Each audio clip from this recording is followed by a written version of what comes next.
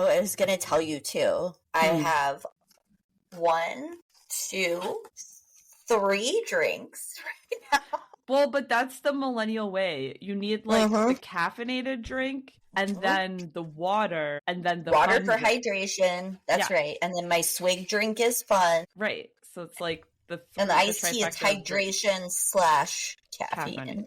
Oh my God, I have a story to tell you. Okay, tell me. Okay.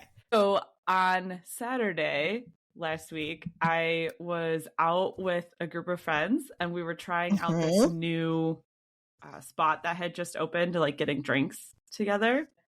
I don't know, it's just kind of like a funky place. It's a rum bar, but they have lots of different other drink options besides that. So, we were all in a group and we were getting different drinks and like letting each other try the drinks because it's like kind of an eclectic menu, blah, blah, blah, blah. So my one friend, she gets this drink called the Flaming Flamingo. And it's like over the top. So it comes out and it's served in a cup that's shaped like a flamingo. So it's like this tiki glass, sort of like pint glass sized. Yeah. But carved in such a way that it looks like a flamingo. So it's not like you could really like hold it because it's got all these like carvings curves. All over it. Yeah, right. And curves, and it's pink and see-through and like a flamingo. And then on the top of it, it must have been like a banana chip that was soaked in 151 or something because they lit it on fire. And so it had like this little flame on the top of the flamingo. And of course, like they bring it out and we're all, oh my gosh, what a drink. So fancy. And so she blows out the flame, takes the drinks, like, oh, it's really good. And then we go to pass it around so that people can try it.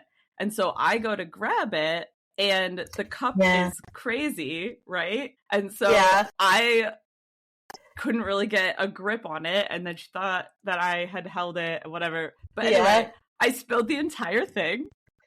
Oh my God. The entire thing. She had taken like 2 sips. And I spilled the whole drink all over the table. Like the whole thing just comes crashing down all over the table. And so obviously I bought her a new one. But in that moment, I was like, oh my God, I can't wait to tell Katie that I was the one that spilled the drink. I was going to say, when you started to describe that glass, I was like, oh my God, I would totally spill that. I was like, I'm afraid to like set it down because I know I would knock it over.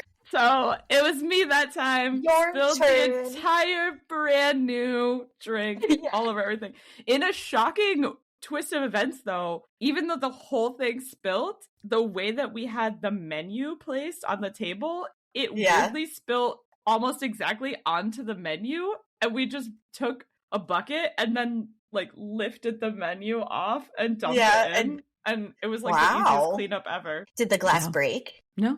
Oh, that's good too. See, could have been worse. Could have been way worse. And to be fair, then we got a second drink, and so we were prepared with our Instagrams to, get the flame. Yeah. Oh my God. You get your boomerang. Right, exactly. Millennial core boomerang. It's required for all drinks. Yeah.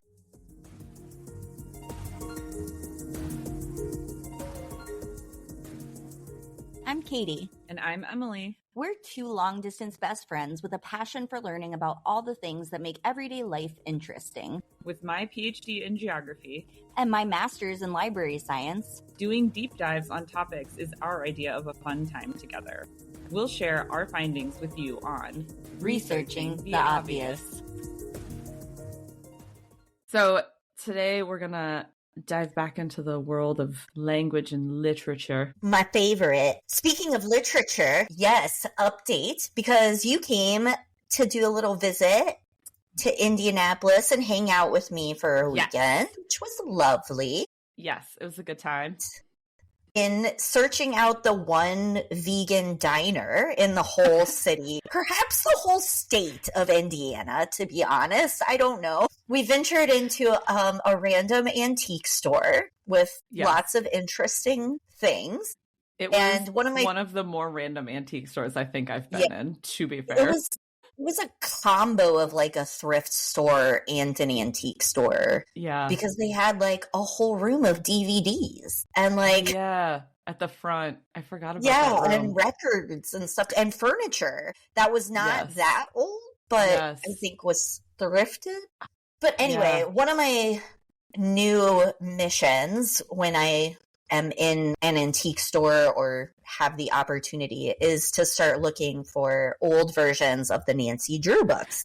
Yes. Because if you know that you listen to our you know. podcast, that the original Nancy Drew books written in the 90s are definitely different than the rewrites in the 50s and 60s. They changed your character, they tweaked things around to kind of stay with the times. So anyway, I check in antique stores or old bookstores or places like that, and they are not easy to find. Almost every place that I look for them, it's all the versions from the 50s and the 60s. Yeah. So I've now really tried to make it my mission to find some of these books. And while we were in this random antique store, guess what we found? 1930s Nancy Drew. It was literally so exciting. If you followed us on Instagram, you probably saw our giddy excitement on our Instagram stories when we found this book. I was stoked. Yes, it was quite the experience. I agree. I was very excited. And I got a deal on it. The guy knocked off $2, so it only cost me $17 instead of $19. And the one we found was number 4, The Mystery at the Lilac Inn, I believe. So I have not done a full read through, but I will say, just from you and I browsing through the pages, they are way more different than I anticipated. There are different titles to the chapters. There appear to be large plot points that have been taken out or occurrences that are maybe not part of the new story. So I'm very anxious to do a side-by-side read at some point. I can't wait for you to do that because honestly, even just looking at the table of contents, I was shocked at the differences because I knew that they reduced the number of chapters overall, but I just sort of assumed that, maybe they just cut out some stuff or whatever. Right. But the chapter titles are even completely different named. Right. Yeah, it looked to me like there was definite changes to the story. Not just, we'll just take out this part because that's not really, we don't find that relevant, and add in some different, Nancy's wearing a 50s poodle skirt or something instead of 1930s get up. But yeah, they look significantly different. So stay tuned because I will have more on that in sometime in the future.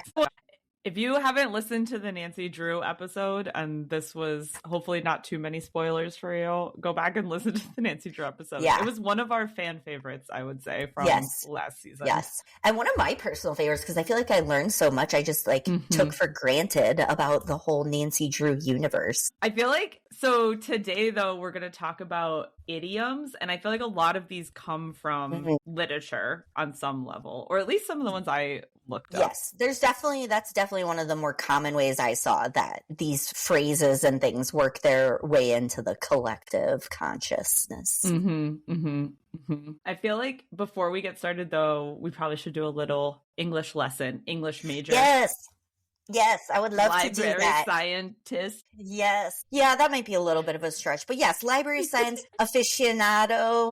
Yeah, there you go. Professional. So I decided when we started researching this episode and we talked about, phrases, expressions, idioms, things that are common that, maybe are also commonly misunderstood. As I started to do my research, I was like, wait a minute, what is an idiom? I feel like this is one of those things where I hear it used in speech or I read it and I'm like, yeah, okay, from context clues, I can figure that out. But what is the actual definition? And then that led me kind of down what are some of these other types of parts of speech or phrases and what are they referred to? And I just thought it would be a good frame of reference before we start diving into them. Yeah. Okay. I'm excited for this lesson. Yes. And I'm hoping that I remember all of this too, because I feel like I'll sound a lot smarter if I really know what all of these are. I mean, it's one of those things where you kind of know what it is, but if someone asked you, I'd probably struggle right? Mm-hmm. To Mm-hmm. fully explain it properly. Yes. So teach us all so that we can all sound Yes. smart the next time Yes. we're at a party.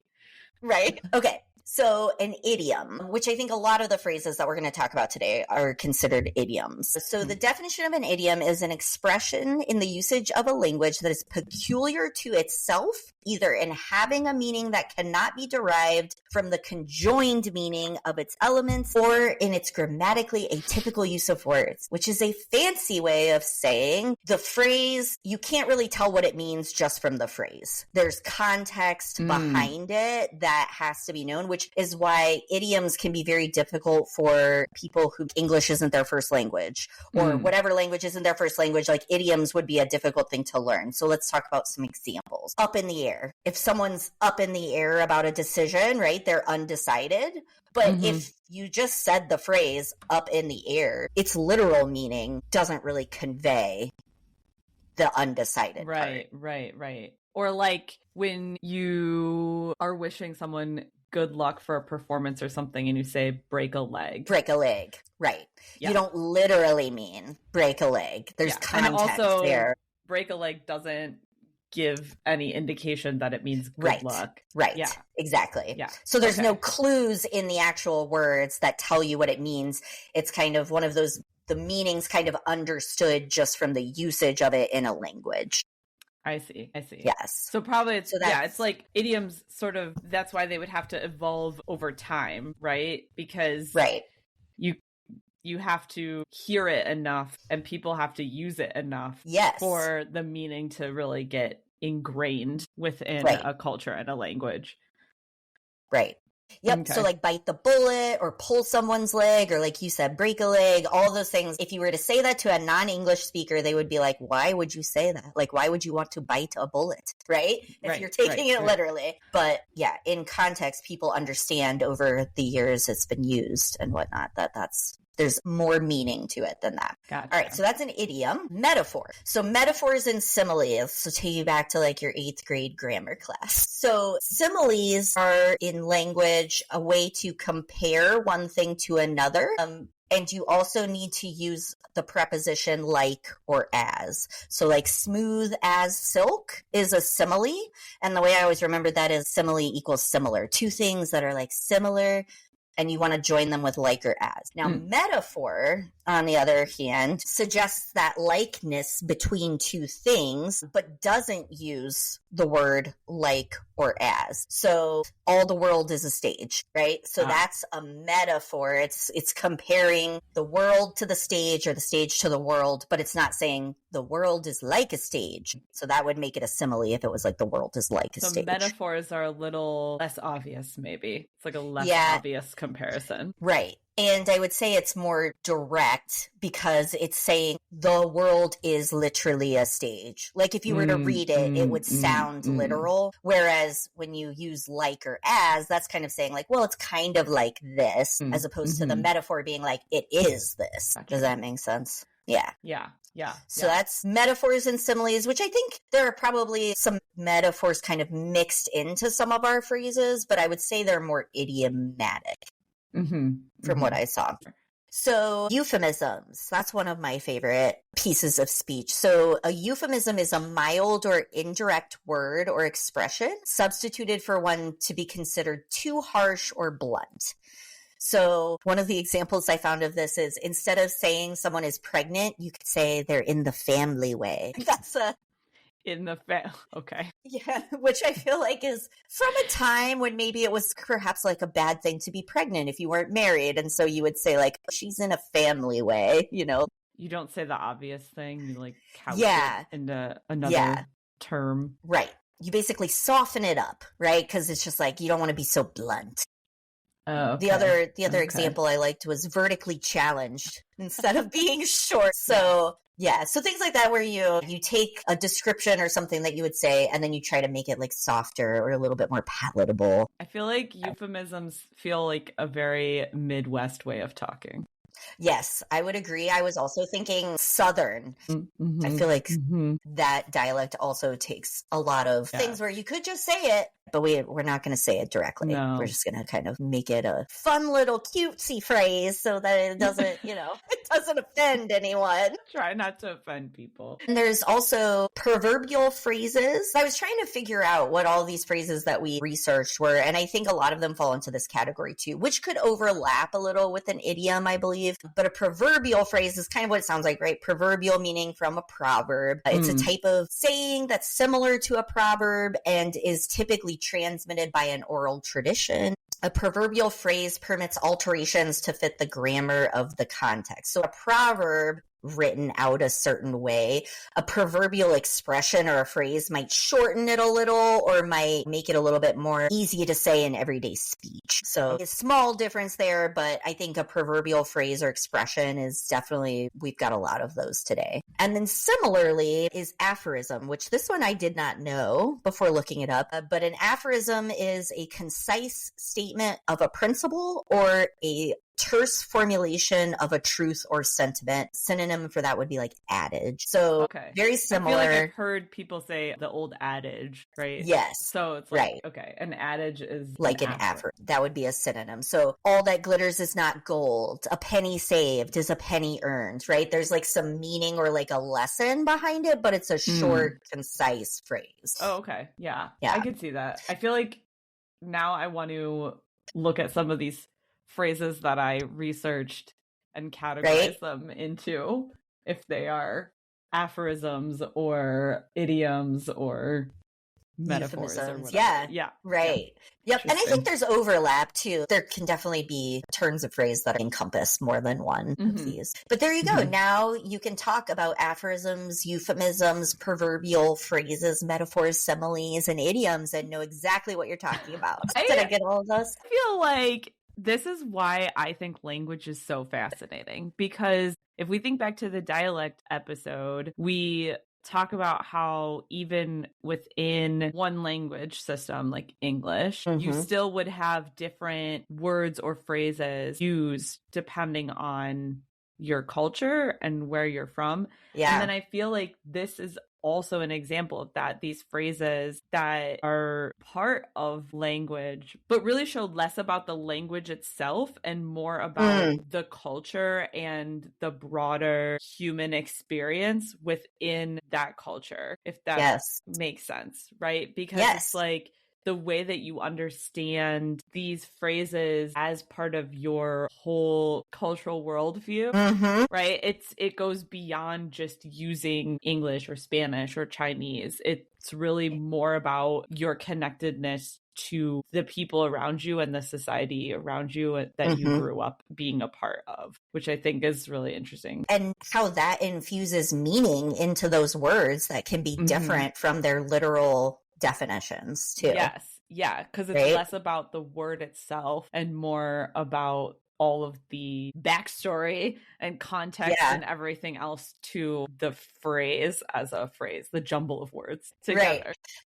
And I think it would be interesting to compare between many different cultures as to what kinds of phrases and sayings are most prevalent and that like stand the test of time in that culture and what their general like tone is or like the general message is, because I feel like that would probably vary too. Yes. And it's interesting you say that because when I was looking this stuff up, I found this article from a place called the Good Work Institute. And one of the things that they note is just in general about how language has power, right? We've talked about this before, where it's like the language that you speak carries a lot of weight and meaning, but it can also affect how a culture evolves and how people will think and act. And specifically what the article that I was reading from the Good Work Institute said is that a lot of idioms and other phrases that we use, these metaphors that we use in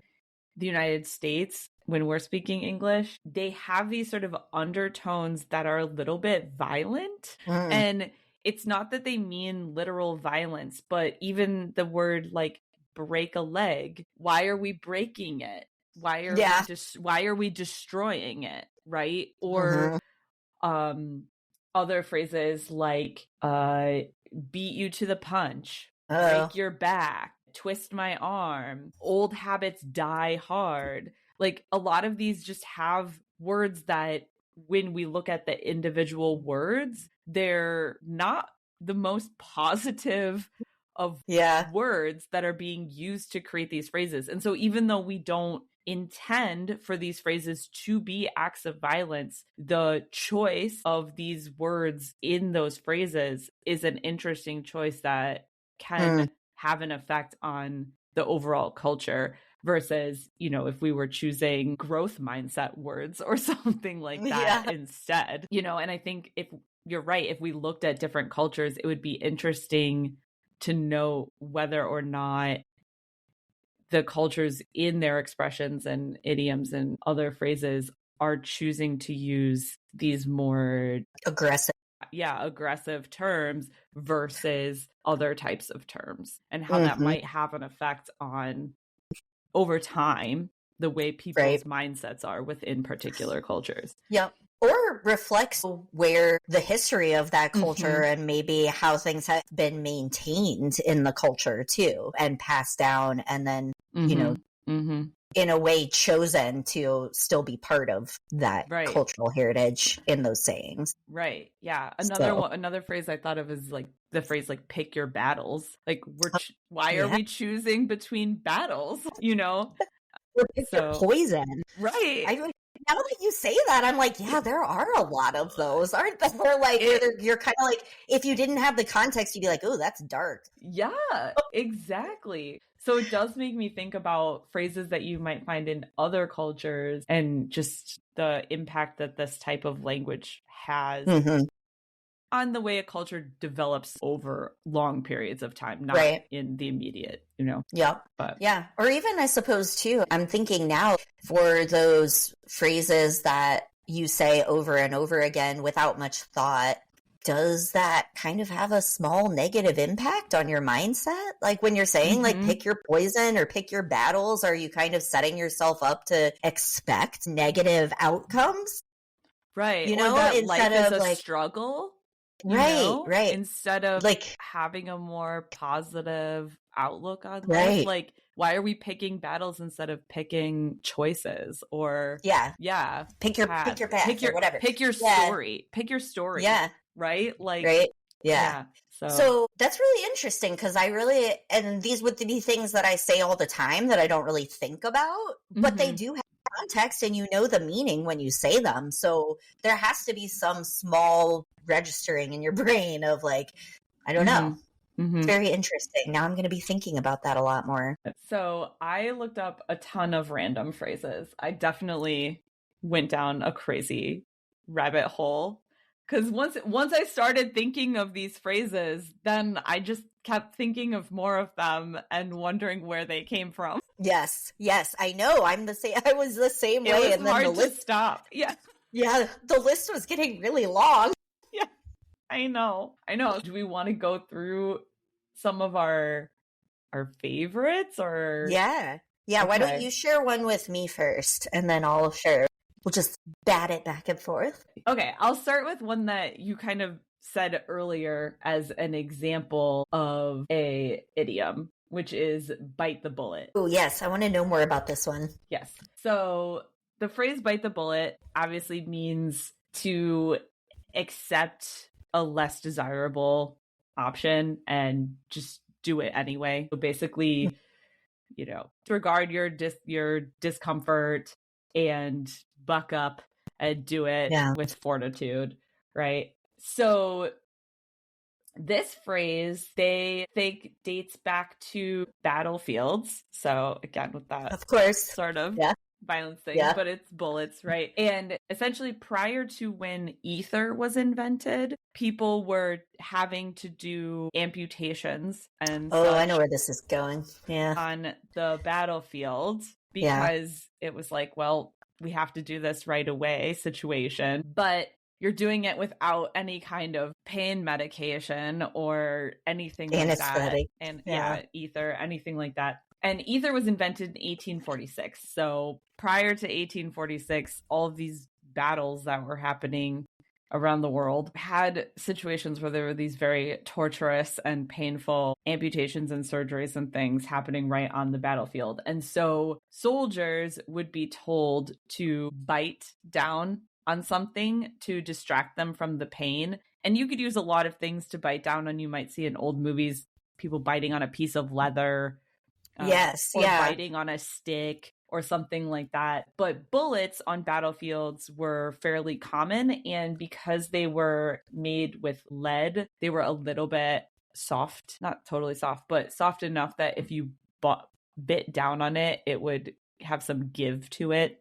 So soldiers would be given bullets to bite down on to sort of distract them from the pain. The first time that we see this phrase used in written language is actually in Rudyard Kipling's 1891 novel called The Light That Fails. And the passage says, "Steady, Dickie, steady," said the deep voice in his ear, and the grip tightened. "Bite on the bullet, old man, and don't let them think you're afraid." So that's the first time we see that phrase written down. But we do know that soldiers were given bullets to bite down on.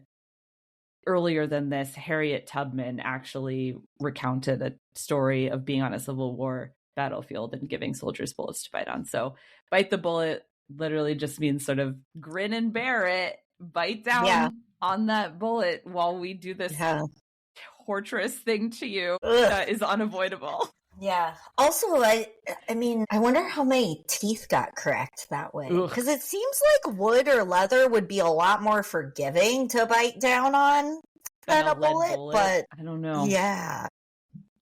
Yeah.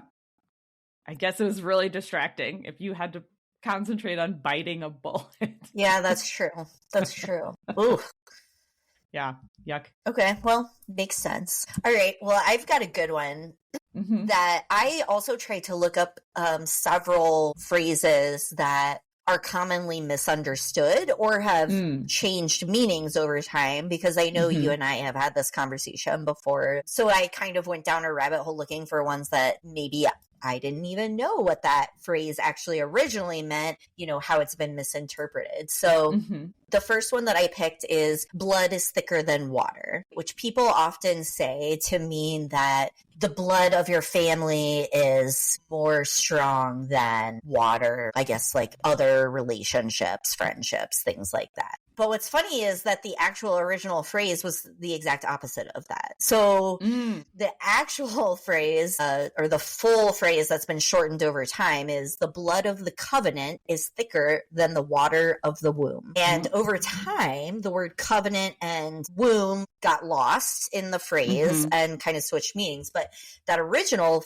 phrase, the blood of the covenant, a covenant being some kind of agreement, which might have been sealed with blood, is thicker than the water of the womb, literally the fluid in the amniotic sac that is part of bearing a child. So they're saying that the blood of the covenant, the relationships that you form and you choose to be a part of, are actually thicker than the water that you might have shared in the womb of your mother. Oh, wow. So the original phrase is like the opposite of how we use it today. Because it's like, yeah, like a blood pact is more meaningful than you coming out of your mother's womb is the original phrase. Yes. Yeah. Wow. Right? I know. I was like, well, that makes me feel better about that phrase, because I always kind of hated that phrase because I feel like it puts a little bit of undue pressure on your familial relationships. So let's be honest, everybody has someone in their family that they're kind of like, no, you are not my friend. Interesting. Yeah. So it's actually the exact opposite. That's crazy. But because the phrase has kind of been shortened over time, and so the original meaning of it lost, and then people started picking it up as meaning, your family's blood is thicker than interesting. Water. Right. I know. I liked that one. Okay, so I found one that is similar, where it now means something different than the original, like almost opposite. The phrase, kill two birds with one stone. Yes. Okay. Which I've never cared for either, because like, why are we killing birds again? I just exactly don't, you know. Yeah, killing things. So today we use this phrase to mean like get 2 tasks done at one time and be more efficient, right? It's an efficiency sort of phrase to do 2 things at once. But that is not what the phrase originally meant. And so the origin of this phrase is really old. A lot of people say that this phrase actually dates back to Greek mythology and the story of Icarus. Okay. So it's the story of Icarus and his father Daedalus. And Daedalus was a great inventor. So they were trying to escape the island of Crete. And so what Daedalus does is he takes a stone in a slingshot or whatever, and he kills 2 birds with it, and then takes the wings from the birds, waxes the wings together, and then gives a set of wings to Icarus and a set of wings to himself.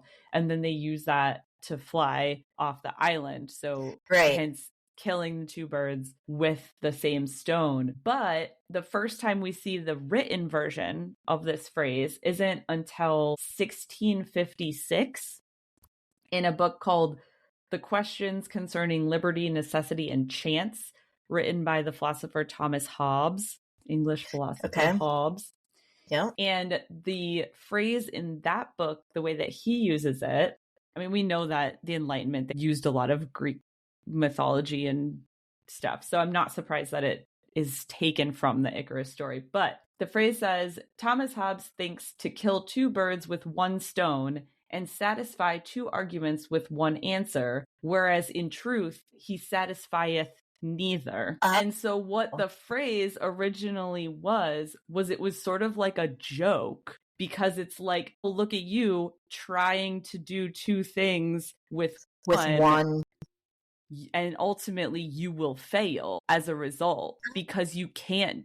It's like the phrase originally meant that it was sort of an impossibility. Like you can't actually kill 2 birds with 1 stone. That's crazy. Or in the case of Icarus, if we want to go back to that, it leads to hubris, because eventually in the story of Icarus, he flies too close to the sun, his wings melt, and he falls to his death. So, so the phrase originally was used as criticism for taking on too much and then greatly increasing the likelihood of failure. But over time, I don't know, I guess the Protestant work ethic takes over or something. And we just decide that this phrase, it means that, oh, if you can kill 2 birds with 1 stone, you must be super efficient and amazing. And look at you getting multiple working things smarter, not working harder. That's what we call that. Yes. But really, it was originally a joke saying you can't possibly kill 2 birds with 1 stone. Don't try. Right. But I agree with you. Why are we killing them? And this is why I advocate instead. Here's an alternative phrase that you could use instead of kill 2 birds with 1 stone. Feed 2 birds with 1 scone. 1 scone. Because I also feel, number 1, we're not killing anything. But number 2, I feel like it maybe gets back a little bit better to the original intention, where it's like, oh, look, we're using this one thing to benefit to benefit both things. And and then we're getting a positive outcome out of this, as opposed to a negative outcome of dead birds. Right? No dead birds. Yes.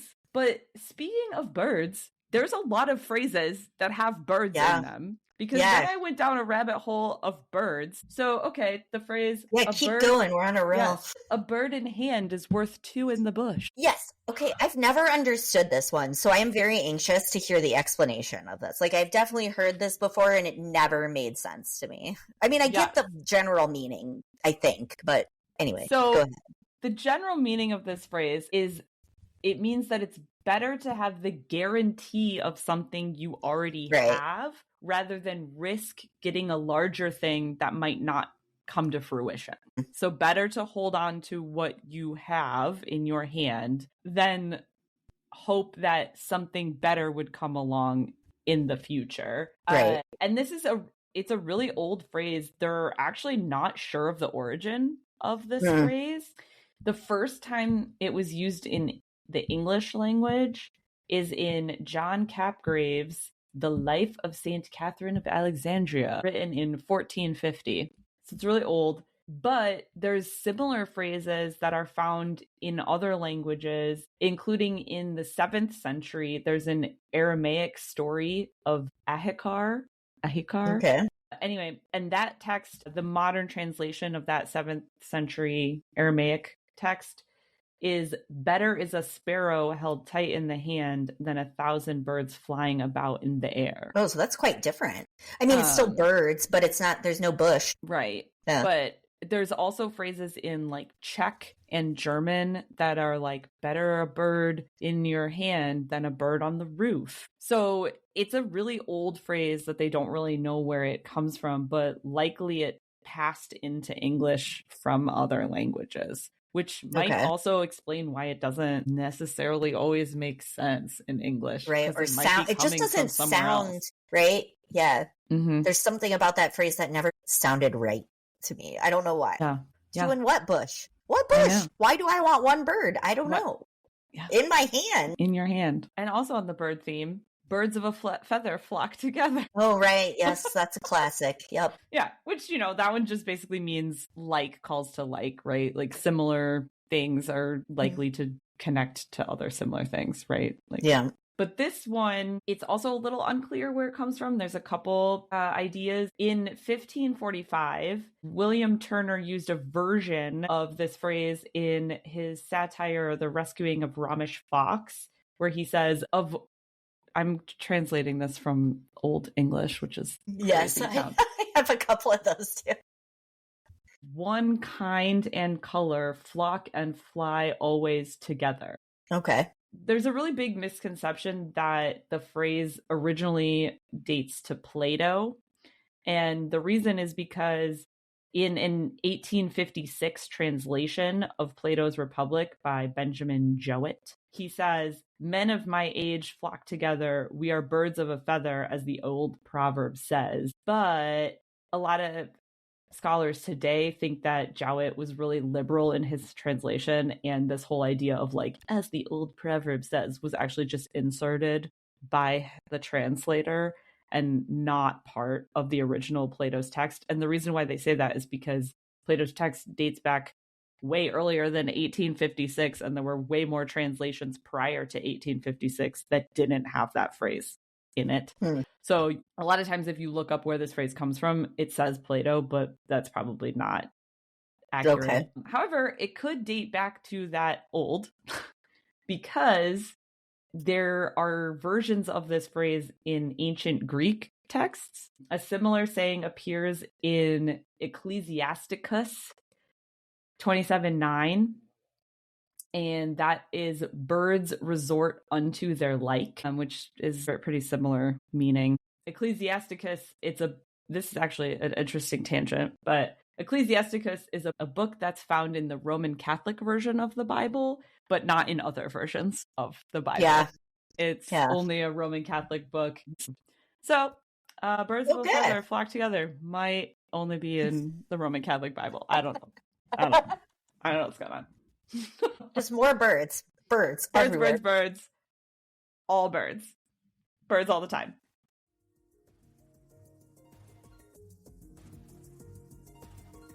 Hey, Katie. Remember that time that we wanted to start a podcast based on all of our random research conversations? Yeah, and we had no idea what we were doing or how we would even make a podcast. Yeah, that's the time. It was a really good thing we found Podbean, because that made it super easy to upload all of our episodes to multiple streaming platforms. Podbean is a really simple platform for hosting and publishing your podcast. So, if you and your best friend are having random conversations that you think should be a podcast, check out Podbean. And if you do, use our link to get a month free. Podbean.com/obvious. That's PODBEAN.com/obvious. And become super cool podcasters like us. World famous.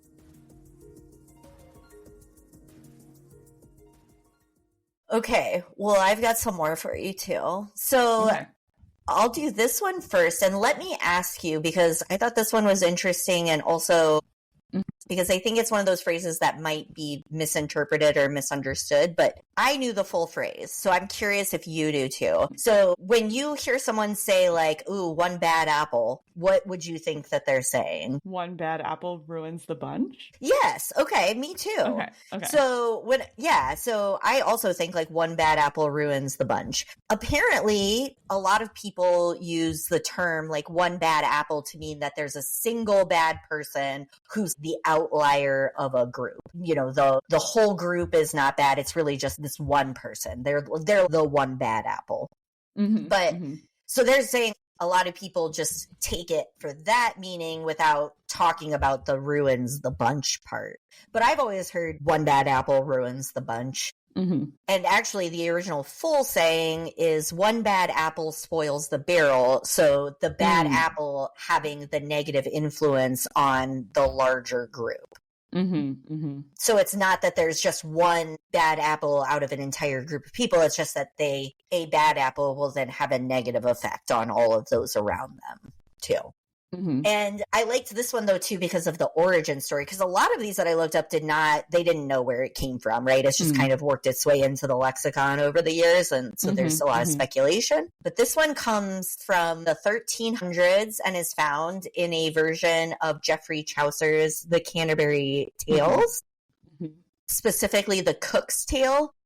And in the story, Perkin, an apprentice chef, is fired because his bad behavior would infect his colleagues. And then here's your Middle English lesson, or your Middle English lesson of the day in the phrase. So the way it was originally written, well, bet is rotten apple out of word, then that it rot all the remaint. Read Chaucer sometimes. It's a gas. It's a gas. Yeah, when I said that, I was like, what does that even mean? I don't know. Yeah. So yeah, anyway, so that's the origin of that one. I thought that was just fun that it came from the Canterbury Tales. As you mentioned before, I think a lot of these have found their way in through literature and different writings. I have another one that came from the Canterbury Tales. Ooh, tell me, which one? Yes, since we're on that.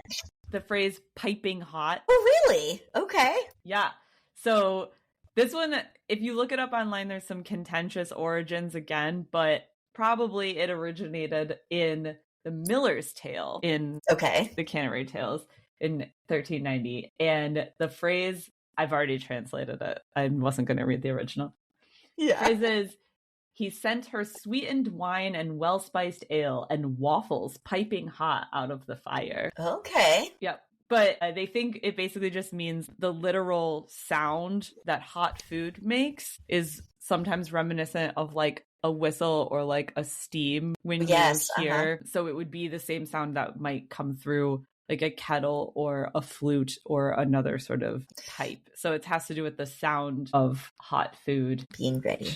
Yeah, getting ready, which I thought was funny. I found a lot of these websites that I looked up phrases, they had little graphs. They're like little charts that show over time the use of the phrase. Usage. Yeah, how popular it is or whatever. Yeah, and piping hot was very popular in the 1940s and 50s, and then it died in the 80s, but it's had a resurgence lately. Oh, really? So, interesting.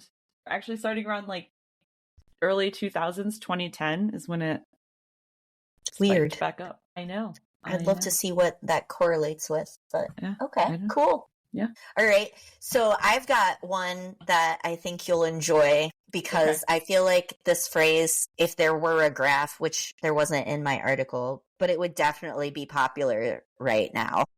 Oh, okay. Which is pull yourself up by your bootstraps. Yes. Okay.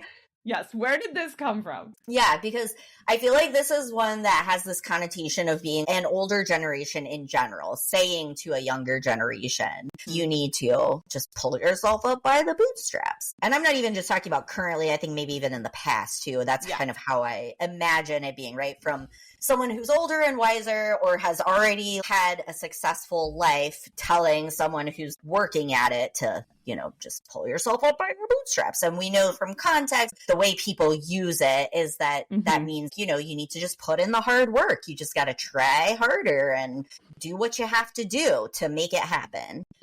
So when I looked this one up, because I was like, gosh, what does that even mean? Pull yourself up by your bootstraps? Like, I've never thought about it. So it turns out that that's not what it means at all. It means, so think about this. Is it physically possible to pull yourself up by your bootstraps? No. What is a bootstrap? And that's what it like was. A lace? Like a lace? Yeah. Yeah. Okay. Yeah. And so the original meaning of the proverb is that this is an impossible task. So if you're told, oh, you're just going to have to pull yourself up by your bootstraps, it means you can't do it. What is with all these phrases being impossible tasks and now all of a sudden we're making them reality? Like motivational or something. Right. Like it's supposed to be motivational, but it's actually is it just supposed means... to be like encouraging people to like achieve? I achieve guess. the impossible? Yes, I guess. But yeah, that's why I was like, really? So anyway, I was just originally meant to indicate that the task was impossible, and it was a way of saying like, oh, you're not going to be able to do that. Oh, all right. And it's thought to originate from an 1834 newspaper and was a response that was printed to a man named Nimrod Murphy. All right, Nimrod. There's a name. Just pull yourself up by your bootstraps, Nimrod. So literally, the newspaper printed, Nimrod had claimed that he had discovered perpetual motion, which he definitely had not. Absolutely not, yeah. Right?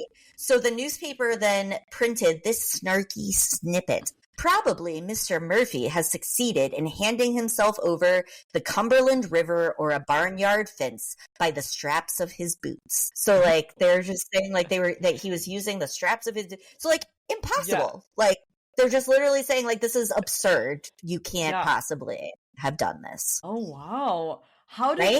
Did you find out how it got into our lexicon, meaning something? No.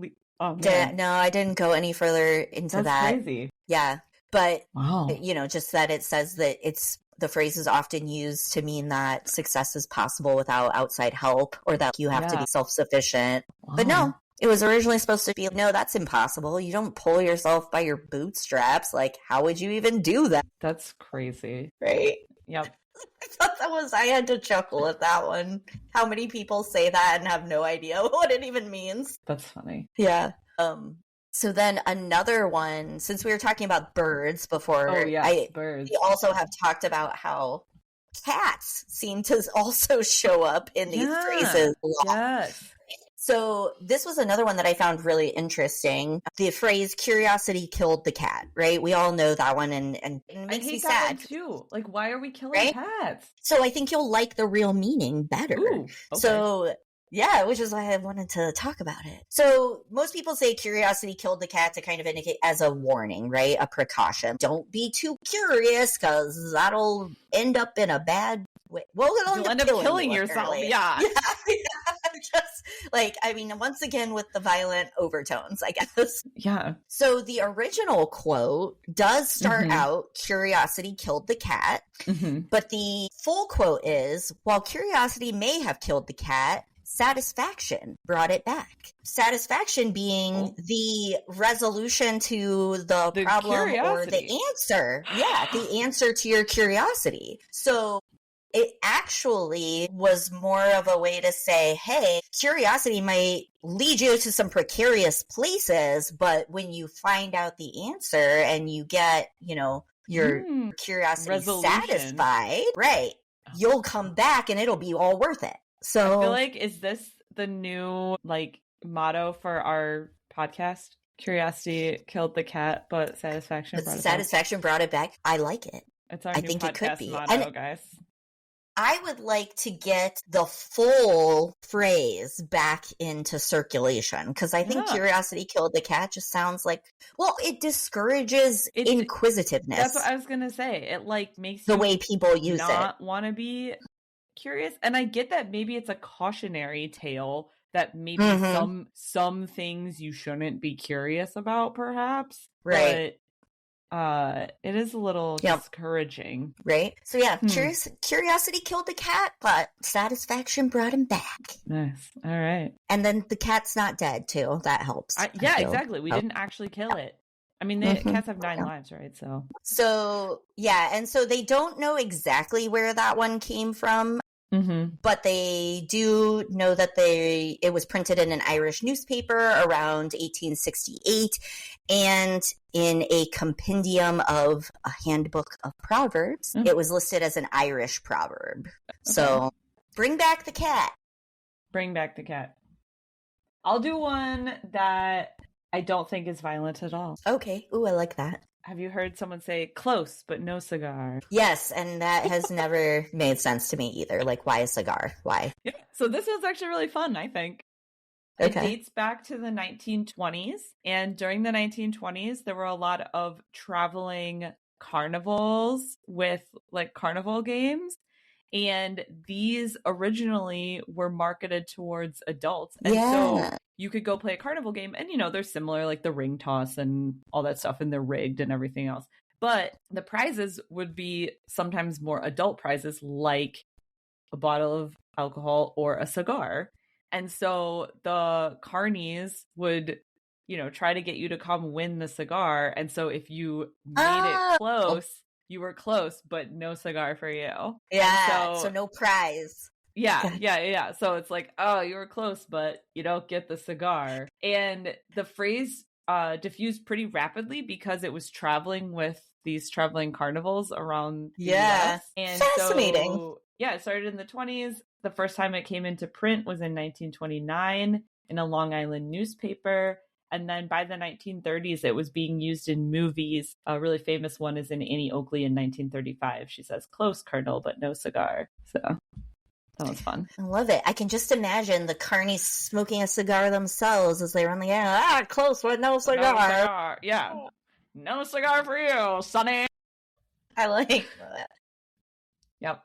That's I thought that one was fun. And then another fun one, which is also more modern. It's the phrase, balls to the wall. Yes, yeah, tell me. Tell me why. Why do we need our balls to the wall? Balls to the wall. So it actually has nothing to do with anatomy. Sorry. Okay. I think people think that it maybe became a popular phrase because of the image it conjectures, but it has nothing to do with that. It's actually an aviation term, and essentially in airplanes, a lot of the controls have a ball-shaped grip at the top of them. And so if you push that all the way forward, you're pushing it toward the part of the plane that's called the firewall, which it is the part of the plane that protects. It's like, the barrier between the cockpit and the engine. Yeah. And so it's the firewall or the wall. And so when you're pushing the ball control all the way forward to the firewall, you're going balls to the wall to do maximum power. So this is a slang term.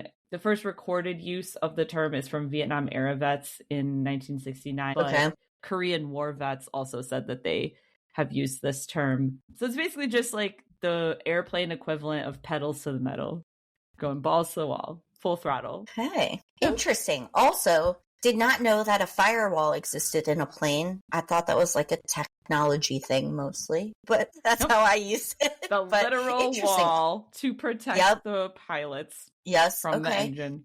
Yeah. So, I have one that's kind of a fun story now instead of just one that's misunderstood all the time. That we're using incorrectly. I like the fun story ones. Yeah. So the phrase, I've got it in the bag, right? So like it's a done deal. I'm good to go. I got it. So this actually came from baseball, of all things. There are other recorded uses of this. The widely accepted story behind how this phrase came about is from the New York Giants baseball team, and it was based in superstition. So in 1916, the Giants had a run of 26 consecutive wins, and they had a bag that was filled with 72 extra baseballs that was put on the playing field at the beginning of each game. And the balls were used to replace any that were hit into the seats or that were dirty or, what have you. So during this winning streak, they got the idea that if they were in the lead during the last inning, that carrying the ball bag off the field would ensure their win because according to the team, they had captured the game in the bag. So I've got it in the bag. It's already won. And we're going to carry it off the field and seal the deal kind of thing was their little superstition. And so then that became more widely used as I've got it in the bag. That is fun. Also has to do with balls that are not anatomical. Nothing. Baseballs. I have another very recent one. Okay. But I feel like it's a phrase. I literally used this phrase the other day in normal context. Okay. The phrase, it is what it is. Yes. I feel like this phrase, people have feelings about this phrase. Like sometimes I feel like people get really upset when you say, well, it is what it is. I think that it might be because it is a very millennial phrase. Yeah. I feel like we say it a lot. Started to grow in popularity in 2005. Okay. About the time we graduated high school. Yeah. So the first use of the phrase is much older. Well, I guess not much older, but it dates back to 1949. Okay. So it was used in an article in the Nebraska State Journal that said, new land is harsh and vigorous and sturdy. It scorns evidence of weakness. There is nothing of sham or hypocrisy in it. It is what it is without apology. Oh, that's like very poetic. I like that. It is. I actually really love that phrase, especially the without apology part. Yeah. I think that is nice, but I think it's also been morphed a little bit because the original meaning is more of like something that should be accepted as it stands instead of taking on any additional meaning beyond what it is, right? Yeah. Like allow it to be that and move on kind of situation. But the phrase started growing in popularity in 2005 and has really exploded. I have another chart I'll share these charts because they're really interesting. Yes. It's basically like very, very, very low usage at all. And then in 2005, it's just like sharp increase in usage of this phrase. Now, I think it has a much more like nihilistic sort of feeling to it, where it's for sure this resignation that we accept things that can't be changed. So it's less about appreciating something for how it stands and more about today. I feel like it's more about just like, well, there's nothing you can't really do anything about it. Yeah, exactly. I feel like when people use it a lot, it sounds dismissive, right? Like, well, it is what it is. And then they're just like moving on and like they're not going to talk about it any further. And but that's why I almost wonder if it is like a millennial thing that made it popular because of the time frame and also just the nihilism. It feels very like ingrained in the millennial experience. Yeah.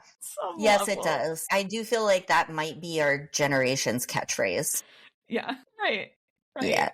Like, but I do like the original quote. It is what it is without apology. I think that's or hypocrisy. Yeah, I like. It's very nice. That's very interesting, though. 2005 of all times, and then from there, I just feel like it's just gone. Yeah, it's gone balls to the wall. Yeah.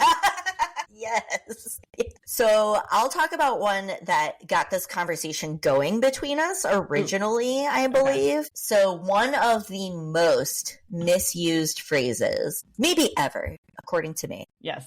According to your expertise. Yes. Spare the rod, spoil the child. Oh my gosh. Okay. I have heard this phrase talked about on other podcasts, and I don't even care. We're going to talk about it here now because it is insane. It's so misused. It's so misused. Yes. Explain to our listeners. Yep. Well, first I'd like to say that this phrase conjures up images for me of Matilda and the Trunch Bowl, because that was something the Trunch Bowl says. Yes. Spare the rod, spoil the child. That's right. She has a riding crop that she smacks against her hand. And that is a very good portrayal of, I think, how people envision this saying. Like that if you don't physically hit your child, you're going to end up spoiling them. That is how it's most commonly used. I feel like it's used a lot in like a religious context too. It is, which is also a big misconception. So even though there are some Bible verses that are along this line, and I'll explain that in a second, it's actually not where it originated. So that actual phrase, spare the rod, spoil the child, was actually from a Samuel Butler poem, and actually has a sexual undertone to it. So the poem is actually a little bit raunchy. And the phrase is, used during one of those times in like a tongue-in-cheek kind of way. When was this poem written? This raunchy poem. So that was written, 1663. Originally a Renaissance raunchy poem. Yes, that's right. Okay. Yeah. So, and it's like two adults in the poem who use like, when one of them says this phrase, and it's during like one of their encounters, I guess. So we don't need to know all the details. The point is, that's where it actually came from. So when people say that, they have no idea that that's what they're actually referencing. And a lot of people think that it came from the Bible, and a lot of people think it means corporal punishment is A-okay. In fact, we recommend it, but that is not the case. But it's actually only when you're doing sexual acts that we recommend this type of activity. According to Samuel Butler, right? Okay. Yeah. So there are some Bible verses that are kind of similar to this that might explain why people assume that it's a religious saying. So in Proverbs, it reads, "Those who spare the rod of discipline hate their children. Those who love their children care enough to discipline them." Now, that's the New Living Translation of the Bible. So I also went down a weird rabbit hole of Bible translations because, the phrase is a little bit different depending on which version you read. Mm-hmm. Standard Version Bible says, "Whoever spares the rod hates his son, but he who loves him is diligent to discipline him." And the King James Version says, "He that spareth his rod hateth his son, but he that loveth him chasteneth him times." Yes. So this is, again, similar phrasing, right? But definitely not spare the rod, spoil the child. There's the actual context is if you don't use the rod, which by the way, the rod is in reference to a shepherd's hook. Shepherds don't hit their sheep. They use the hook to gently guide the sheep back to safety when they're leaving the flock or when they're straying from safety, right? Yeah. So this rod is actually a shepherd's rod that is meant to be a guidance tool, not to hit them. The actual proverb, "He whoever spares the rod hates his son," is actually saying if you don't even bother to like keep your children safe and guide them, then you must not care about them at all. But he who loves them is diligent to discipline them. That's, again, more of a guidance thing than it is about physically hitting them in order to keep them in line. It's more just like, hey, watch over your family as you would your flock situation. Yes. Yep. Yeah. And don't spare the rod in terms of like, don't hesitate to lead them back or guide them back to safety to, keep them on track. And part of that is like discipline too in this Bible verse. But again, not corporal punishment. So this makes me think that the medieval poem joke is actually funnier because it's like, it's probably is referencing this Bible verse, but making a play on the word of rod. Yes. Yeah. Got it. Yeah. All right. Well, yeah, and I think I read too that there's like it was a spanking situation. Yeah. So but that to me makes it even funnier when people are referencing this as a biblical thing, and they literally say, "Spare the rod, spoil the child," which is from the poem, which you're right, is then a play on this larger proverb from the Bible. It's actually not about hitting your children at all. It's about guiding them to, safety and watching over them. Yikes. So yeah, that one, I've heard people talk about that one before, and it like blows my mind every time, because talk about a phrase that is commonly used but not at all in the original context at all. Yeah. Yep. Yeah. So far. Wow. So far. So yeah, so that was a Wow. fun one. Yeah, it's like definitely a lost in translation phrase, I feel. Yeah. In some level. We co-opted, really, I think, by for what some people wanted it to mean, and then it gained traction in that meaning. So I just have one more that I looked up, which is the phrase "under the weather." Okay, to be sick, I assume. Yes. Today we use it to sort of like when you're feeling ill or something like that. But where does it come from? Yes, it where? is a nautical term, and it's not actually referring to weather from the sky. It is referring to weather as in the weather side of the boat. So if you are familiar with ships, not that you would be, but maybe some of our listeners are, there is one side of the ship is referred to as the leeward side of the ship, the lee side. And then the other side of the ship is referred to as the weather side of the ship. And so the lee side of the ship is the side that is more protected. It's not really in front of the elements, so to speak. Whereas the weather side of the ship is the side that the wind is hitting. So it's like the opposite side, right? So the lee side is more the protected side, and then the weather side is where the wind and other it's taking the elements, brunt of the exactly. Yes, taking the brunt. And so the word lee is actually a term that's older than ships. Ships adopted this term because it meant shelter for a long time. The lee of the stone for the Secret of Nim fans. Yes. Okay, go ahead. Yeah, so it means like to be sheltered or protected or safe, right? And so ships adopted that term, and then the weather side was the opposite. So literally, if you were under the weather, it meant that you were opposite of being under the lee. So it meant that you were not being protected, right? You were facing more struggles. You were facing more difficulties, things like that. And so when people started originally using this term under the weather back in the 1700s, there's lots and lots of instances of this term under the weather that is used in print, but it could mean a lot of different things. It could mean that you're facing financial difficulties. It could mean that your city is failing to prosper. It could even mean someone who was drunk or under the weather, right? Like facing some kind of difficulty. So basically, like the original use of it was more like, oh, you're on the struggle bus or something, right? It was like you're getting like knocked around by crazy stuff and having a hard time kind of situation. And so now I feel like, we really only use it to talk about if we're personally feeling a little poorly. But originally anything could be under the weather. Just if they were facing some challenges or some difficulties. Okay. I like that. I like the little broader meaning. That makes more sense now, other than being like, I don't know. I think probably what I imagined is that like when you're sick, you're standing out in the rain or something like that's making you sick. I feel like I always imagined like, in Winnie the Pooh where Eeyore would walk around with like a rain cloud.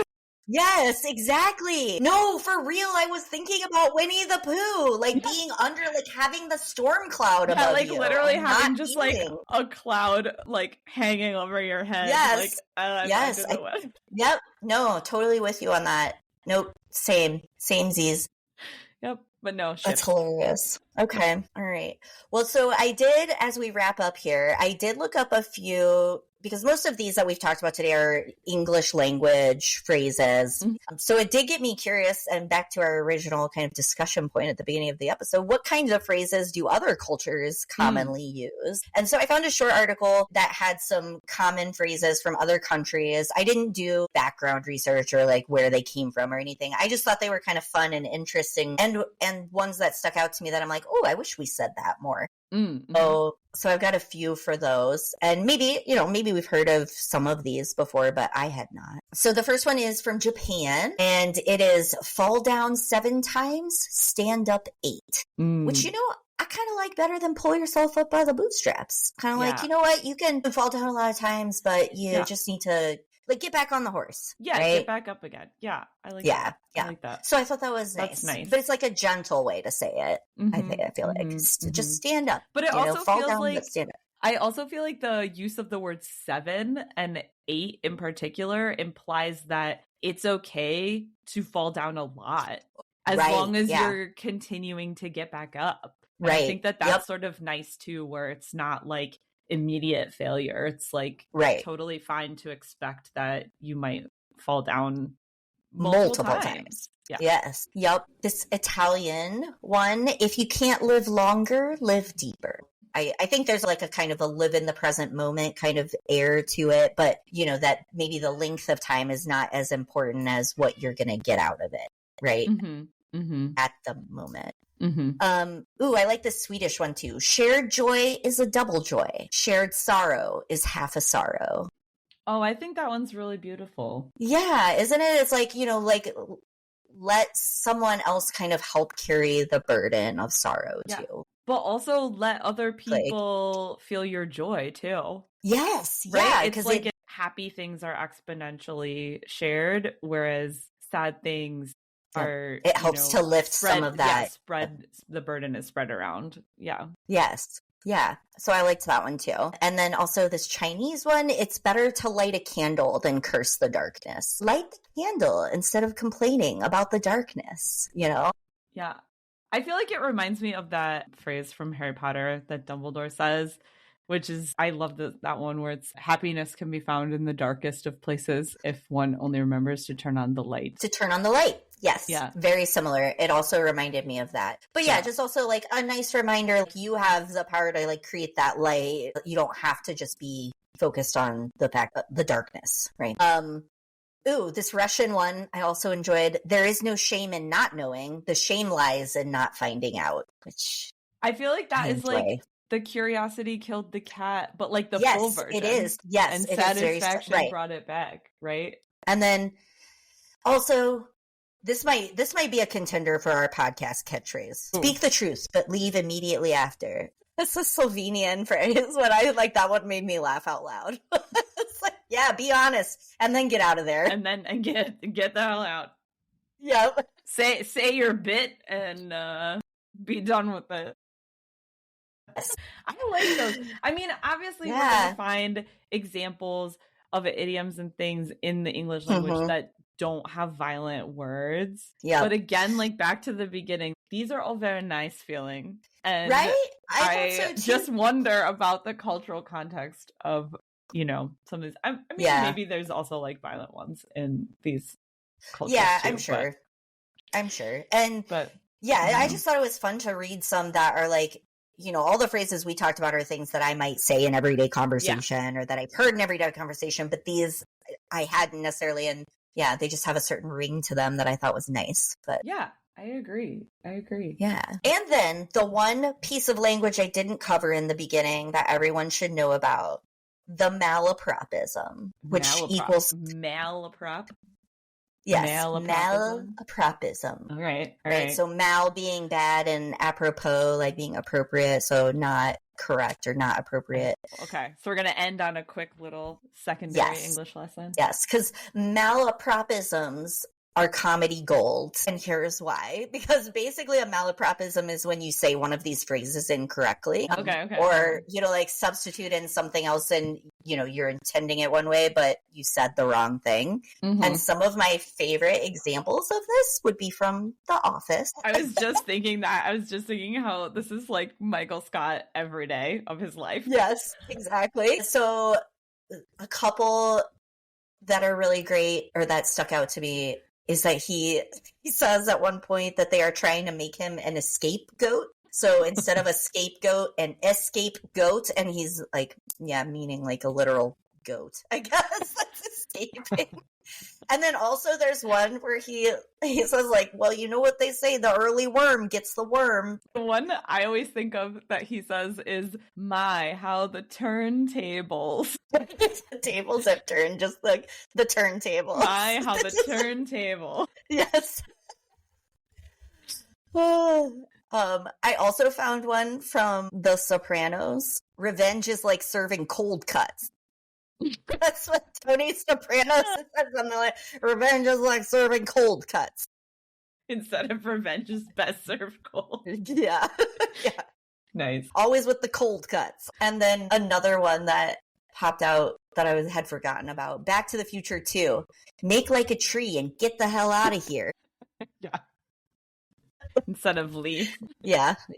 So that's great. That's and funny. then also one that my family quotes pretty often and we laugh at every year when we watch it at Christmas is from Christmas Vacation when they're driving to the tree farm and he has some road rage and he says, "Burn dust, eat my rubber." And Russ in the backseat is like, "I don't think that's how it goes, Dad." It makes me think about how Kevin always says, "Does the Pope shit in the woods?" It's really funny. It's just a combination of do bears shit in the woods and is the Pope Catholic? But they both mean the same things. Like, yeah, that's obvious. But to combine them, it becomes, does the Pope I'm shit going to add that one to my repertoire too. I think along with feed 2 birds with 1 scone. Yes, feed 2 birds with 1 scone. Feed 2 birds with 1 scone. It's my new one. I'm going to just start dropping that one into conversation. See how long it takes people to notice. It's so much more positive, too. Like, look at you. Yes. Taking 1 scone to feed 2 birds. Yeah. You're a good person. Yeah. You're so good. All right. So we would also love to hear what kinds of phrases you use day to day. And also if maybe you have some that you've made up yourself or that are common in your family that are like a familial inside joke you have that has, a meaning. Yes. I'd love to know more of these because I just think they're fascinating. They're really fun. Yeah. Metaphors, idioms, aphorisms, send them to us. Malapropisms. Yes. I was like, what is that one?